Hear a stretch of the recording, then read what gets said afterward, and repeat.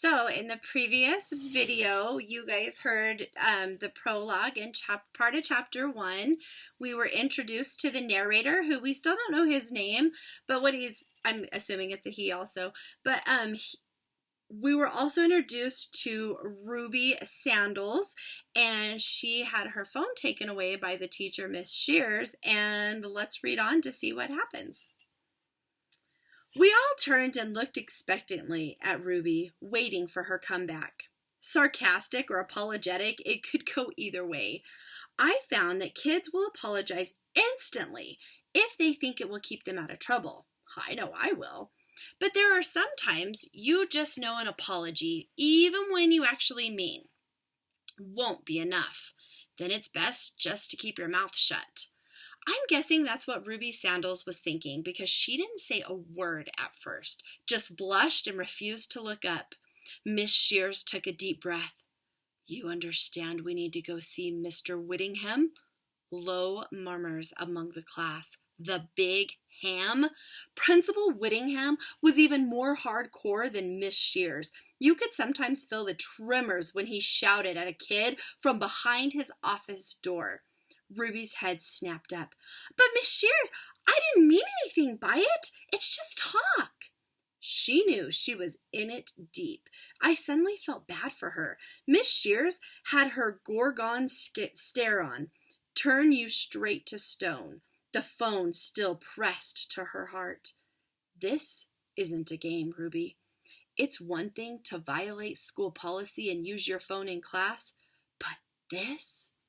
Miss Shears looked at the phone again as if to confirm that what she'd seen the first time wasn't a trick of her imagination. Her face knotted up again, and she shook her head. This is unexcusable. Which meant that whatever it was, it must have been good.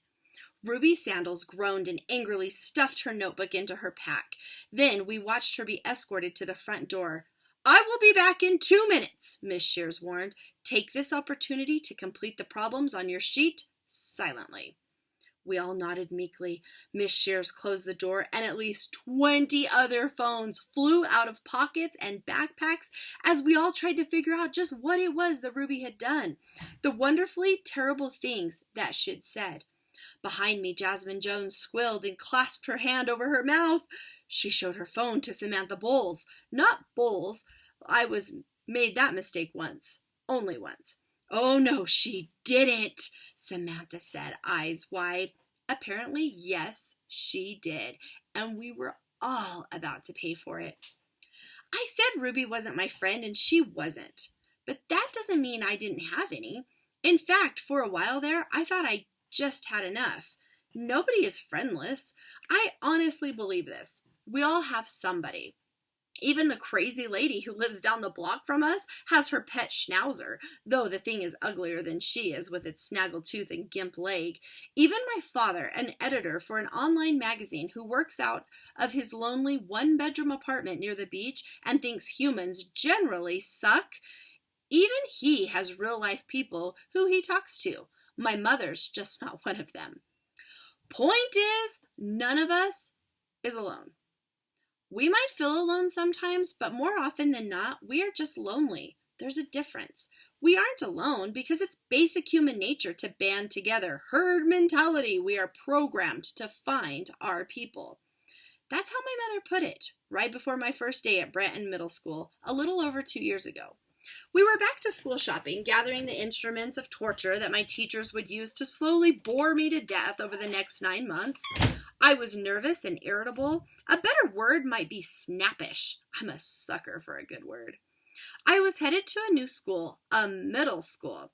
It wasn't that the classes would get harder or that I would get lost in the labyrinth of halls, or that I might forget my combination and look derpy just standing there, aimlessly spinning the lock, though these thoughts crossed my mind more than twice.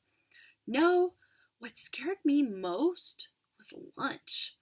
People talk about nightmares where they're falling or where they are trapped in a burning building or buried alive, but ask any incoming sixth grader with a at least 2 forehead zits and a great clips haircut, and he will tell you the prevailing image from his nightmares is standing in the middle of a buzzing cafeteria, tray in hand, desperately looking for somewhere to sit.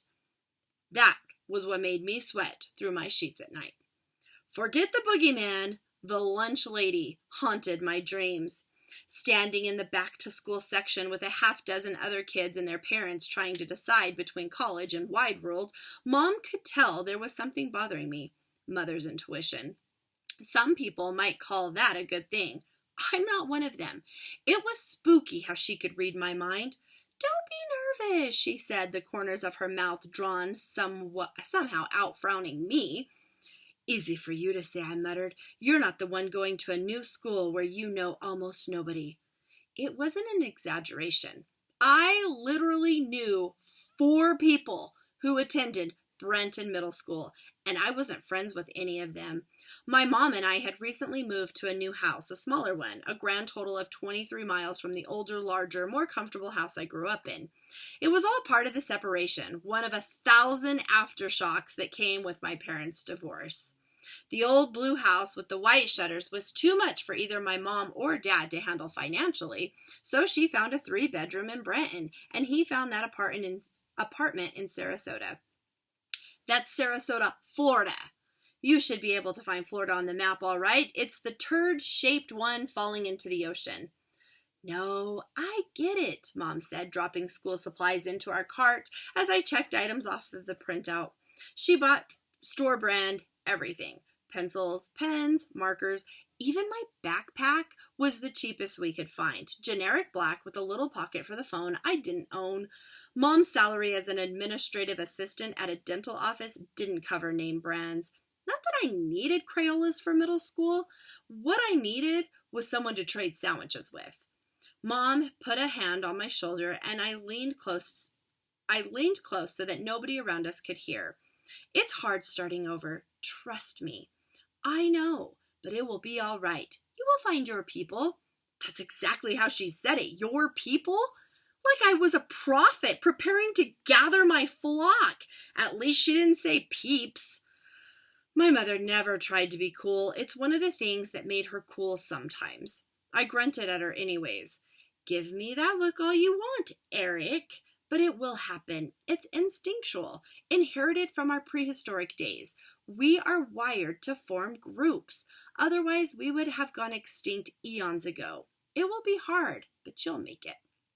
That's another thing about Mom.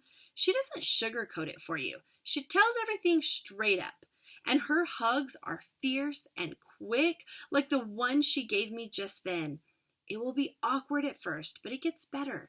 You find your people, and you make your tribe, and you protect each other from the wolves. That's middle school? I asked her. She gave me a sad kind of smile. That's just life, she said. Then she threw 3 packs of off-brand sticky notes in the cart and pushed on to the next aisle. I stood there by the Elmer's glue display, imagining my body being ripped apart by ravenous beasts in the middle of the school cafeteria, no less, with everyone around me pointing and laughing. Mom was smart, and I loved her, but she didn't always know the best thing to say to a guy. You find your people? Sure. But it was those wolves I worried about. Ruby Sandals wasn't one of the people I'd eventually found, but I still felt bad for her as Mrs. Shears escorted her out of the room. The big ham was surely going to eat her alive. I knew what she did. By the end of 4th period, we all did. It's not difficult. I'm pretty sure that's the whole reason the internet was invented, to make it easier to spread gossip. I know what Stephen Curry eats for breakfast. I know what the president thought about the new Marvel movie. I know how many ping pong balls a man can fit inside his mouth at one time. You don't even have to know where to look. Just be patient enough, and eventually somebody will tell you whether you care or not. Ruby's message was passed around, jumping from phone to phone like a skipping stone, each of us gawking at it in turn. The kids all knew before the parents. We probably even knew before Ruby's mom did. There was no way to take it back. You can't erase what everyone else has seen, and you certainly can't stop the gossip train once it has gathered steam and rocketed out of Branton Middle School station. The whispering was like static in the halls. She actually said that? Bench said with a whistle. We were walking together to lunch the day Ruby's phone was taken from her. It was the four of us. Dee with his Lord of the Rings lunchbox that wasn't retro enough to be cool yet, and Wolf with his brown paper sack that was. Me wearing Bench's last pair of Nikes and a t-shirt that said, "Save the Wells, they make good leftovers."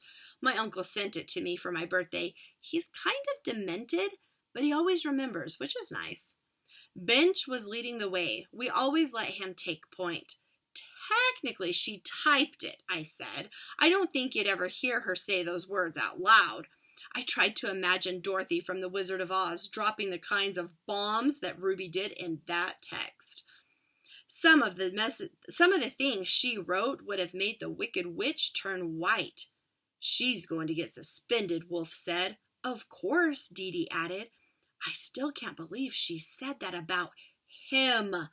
Bench shook his head. The him was a big part of the problem and one of the reasons Ruby was sure to get sent home this time. It wasn't some guy she'd had a crush on or some other kid who badmouthed Ruby behind her back. The him was Mr. Jackson. An adult, a teacher. He apparently gave Ruby an F on her last science test because he suspected her of cheating. In response, she thumbed a long rant to her friends, calling him several choice names and saying that he could just go kiss a certain part of her backside with 3 exclamation points. She only sent the text to 2 people, but it didn't matter. Friends have friends. The message made the rounds. Ruby was going to have a really hard time passing science this year. I saw Mr. Jackson in the hall. He looked bad, all sweaty and red, Dee said. He always looks that way, I said. Yeah, but he looked like he was going to have a heart attack. He always looks like that, too. Mr. Jackson was not a small man, as many of the crude drawings in the boys' bathroom could attest to. He was a few 100 pounds, much of it pillowing around his center like a monster truck tire. One of the unfortunate F words Ruby used in her text was fat. Definitely expelled, Dee said. You just can't say those kinds of things. Not in school. Not about a teacher. Okay, guys, flip over to Schoology and let's have a discussion.